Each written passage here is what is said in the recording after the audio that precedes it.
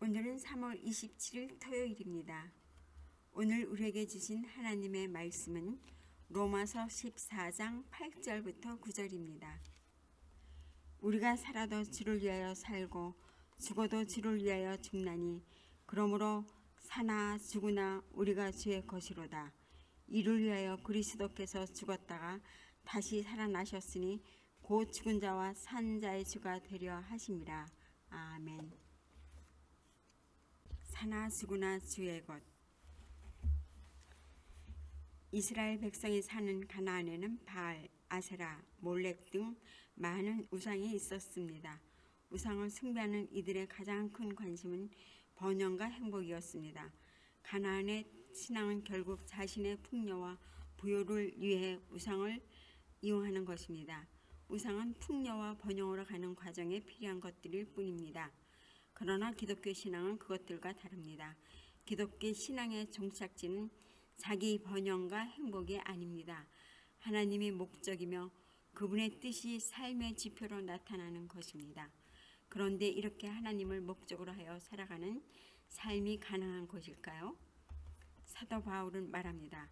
우리가 살아도 주를 위하여 살고 죽어도 주를 위하여 죽나니 그러므로 사나 죽으나 우리가 주의 것이로다. 바울은 우리가 주님의 소유이며 우리의 생명이 하나님의 것이라고 단언합니다. 이 고백을 진실하게 할 수 있다면 주님의 소유로서 사는 삶이 가능해지리라 믿습니다. 자신을 위한 인생을 사는 것은 내가 주님의 소유임을 부인하는 것입니다. 예수님도 제자들에게 말씀하셨습니다. 누구든지 나를 따라오려거든 자기를 부인하고 자기 십자가를 지고 나를 따를 것입니다. 자기 자신의 행복을 추구하는 삶은 예수님의 가르침과 거리가 멉니다.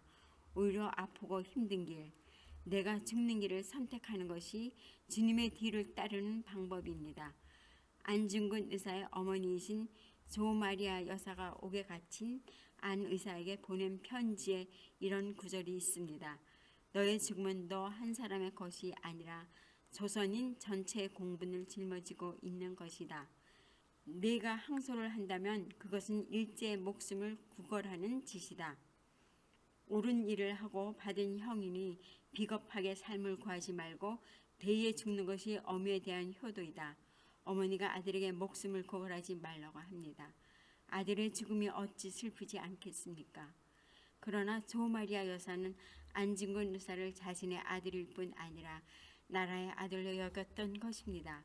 내 생명은 나의 것이라고 여기는 사람은 절대 갈 수 없는 길을 안 의사와 그의 어머니는 걸어갔습니다.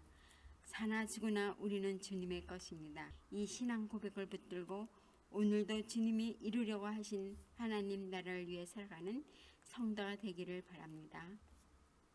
지금 어떤 마음으로 인생을 살아가고 있습니까? 기도하겠습니다. 하나님, 우리가 주님의 것임을 깨닫게 해 주옵소서. 그래서 바울의 고백처럼 사나 죽으나 주님의 것으로 살아갈 수 있게 하옵소서.